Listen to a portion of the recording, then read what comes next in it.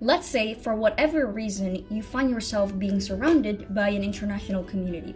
It could be because you're studying abroad or working a new job in a foreign country, or maybe you moved to a new country for love, or maybe you're just starting over completely in a new country and you're wondering how to build that confidence when you're surrounded by this international community that you're not very familiar with, you're not really used to. So in this video, we're just going to talk about that. I have so many tips, so this is part 1. First important point is to be nice to yourself. This is an advice that I always tell people whenever they're doing something that is difficult for themselves. If you have successfully gotten yourself in this kind of international setting for whatever reason, study, working, love, or just starting over, pat yourself in the back for that. Because this means you're getting out of your comfort zone, you have the courage to do that, and that is a big achievement. That's a big progress. So, well done. Putting yourself outside of your comfort zone is a big step, is an achievement, and you need to reward yourself for that. It takes a lot of courage, and not a lot of people can do that. You're actually already doing more than the majority of people out there, so it's important to reward yourself for every little step that you're making.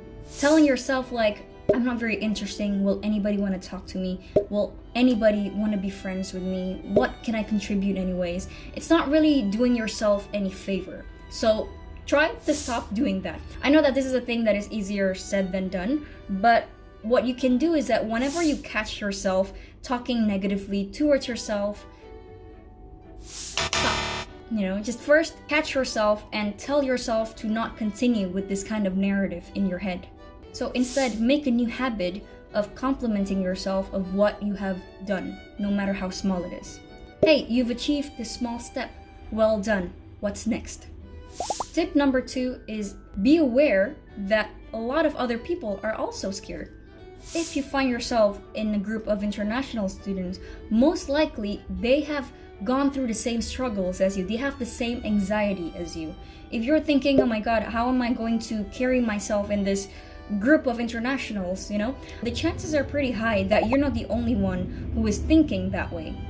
Because they've probably gone through the same process of moving abroad or leaving their comfort zone from behind, of leaving their family and friends and starting new. And there's a huge comfort knowing that you are not the only one struggling. So if you're feeling very self-conscious and not feeling very confident being in this kind of international setting, know that other people are probably struggling the same way you do. Or maybe you're not feeling very confident because you feel that your English level or the level of your foreign language that is needed to communicate in that country is not sufficient enough. So instead of being stuck in that kind of assumption, try to put yourself out there and talk with a lot of other people in the group and judge based on reality, not based on assumptions, where your English level is at in comparison with the others. Sometimes when you feel very insecure about your English, you put yourself out there, you will learn that a lot of other people are also struggling maybe with their language skills. Depending on the kind of environment you're in, you're also going to find out that probably other people are struggling with this language as much as you do. Or maybe you may even find out that other people have a lower command of English than you do. This kind of puts your worries into perspective. And here is a quick sponsored message. So my premium coaching program is going to start on the 27th of January. So I'm taking enrollments for the next 1 week. So if you fit this criteria, please consider applying. And if you're ready to dedicate at least 2 months to really improve your English, you are so going to benefit from this program. So I will see you there. So one of my students in my premium coaching program, ESA, told me that his goal was to be able to converse casually with people whenever he has an international conference. So he's a public speaker in Indonesia, and sometimes he does conferences in an international business setting where a lot of the audience was internationals.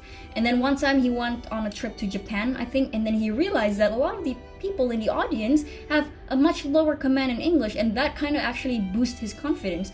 So he realized that, wow, actually, even though I think that my command of English isn't very good, there are other people who are like the same level or even worse than me. So in summary, before you get stuck in this kind of mindset that, oh my god, my English isn't good enough, put yourself out there and really see where your English level lies in comparison with the others. So don't judge yourself based on your own assumption, judge it based on reality.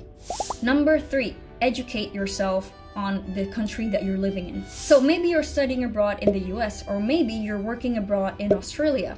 Maybe you moved to Germany for love, or you're starting over from scratch in Spain. So when I first did my studies in the US when I was 17, before my departure, I would educate myself a lot about the US, about the culture, about customs, about holidays, about the kind of food, about, you know, the way they speak here and there. So I educate myself about what it is like to live there. So when I first arrived in the US, I actually didn't experience a lot of culture shock because I was already armed with this knowledge of how it's going to be like in the US. And that kind of knowledge actually gave me a lot of confidence. So when you have quite some knowledge about a certain topic, it gives you a boost of confidence because you feel that you have something interesting to talk about when you speak to people. And that gives a confidence boost. But I will give you a word of warning. Do not get arrogant, okay? It's good to be knowledgeable, it's good to contribute, but do not get cocky, because nobody likes a cocky person. So in summary, when you have a lot of knowledge about a certain topic, let's say about the country that you're living in, you feel that you can contribute, you have something to contribute to a group of people or to a classroom or something, and that kind of knowledge will give you that boost of confidence. Number 4, take time to improve your pronunciation in the target language.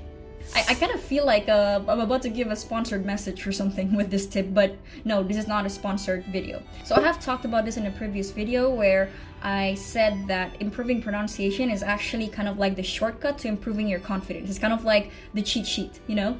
And why is that? Because having good pronunciation actually gives the illusion that your command of the language is much higher than it actually is. If there are two people, A and B, A has good command of grammar but bad pronunciation, and B has okay command of grammar but their pronunciation is almost near native, and he or she has a good accent. Even though A has a better command of the language, like grammatically, people would think B would have higher level because of how he or she pronounces things. So how do you improve your pronunciation? There are 3 simple things you can do. 1, you can record yourself reading out loud and really be critical about how you sound. 2, you can mimic or shadow native speakers. So you can watch a video and then maybe you can read the subtitles and try to pronounce it yourself while you record, and then compare how do the native speakers say it and how do I say it, what is the difference and what can I improve. And number 3 is basically just, you know, using apps that are designed to improve pronunciation, and there's plenty of that. If you just Google something or you just go on the App Store or Play Store, there are plenty of that. Number 5, always improve your English skills. I have talked about this also in previous videos, but I don't even remember which one because I made so many videos in my channel. So basically, what I want to say is that confidence and competence are very much tied together. You build confidence when you are more competent in something. So this is also kind of similar to point number 2 that I talked about earlier. When you have knowledge, you feel like you can contribute, so that boosts your confidence. Also, so it's related to competence. When you feel like you're competent in your language skills, that definitely builds confidence. When you have competence in playing the guitar, that builds your confidence. And this is the kind of confidence that is based on a lot of repetition, a lot of practice, and true confidence that is from within, because you know for sure that, hey, I am good at this, I know I can do it, and that is a good recipe for confidence. So how do you go about this? I would say take a couple of months, at least 1 or 2 months before you moved abroad to really focus on your English. Like for this 1 or 2 months before you leave, prioritize it. So put English learning as your like first top 2 or 3 priority in life for that moment. So building competence is, I would say, arguably the best way to really boost your confidence truly based on real result. If I just keep telling you, just be confident in English, don't care about other people say, but deep down you really don't have that confidence because you are not very sure about your skills yet, then that kind of confidence is really based on false assumptions about yourself, based on lies. So that's why setting aside time to really focus on building that competence is very much worth it. And that is the end of the video. Thank you so much guys for tuning in. I will see you next week in another video. Till then, take care, good luck, and bye.